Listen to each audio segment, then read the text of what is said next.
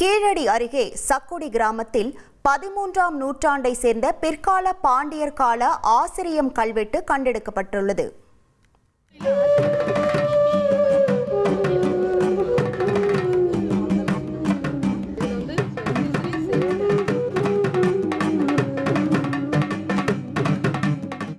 ஆசிரியம் கல்வெட்டு கிபி 13ஆம் நூற்றாண்டு 700 வருட தொன்மையானது. இதில் ஸ்வஸ்திஸ்ரீ சேத துவராபதி பாண்டிய மண்டல சதுர்வேதி மங்கலமும் கோயில்களும் நாயன்மார் கோயில்களும் குன்றத்தூர் நாட்டார் ஆசிரியம் சுபமஸ்து கீழே முக்காலி மாதிரி போட்டு கும்பம் வச்சுருக்காங்க. 2 பக்கம் குத்து விளக்கு. இது மங்கள சின்னம்னு சொல்லலாம். 13ஆம் நூற்றாண்டு மதுரையில் ஒற்றை எண்ணிக்கையில் தான் கிடச்சிருக்கு. பால்குடி போன்ற சில இடங்களில் மட்டும்தான் இந்த ஆசிரியம் கல்வெட்டு கிடச்சிருக்கு. இது ஒரு உரிமை பட்டயம் அப்படிங்கிறத நம்ம குறிப்பிடும். இனி செல்லும் இடமெல்லாம் செய்தி.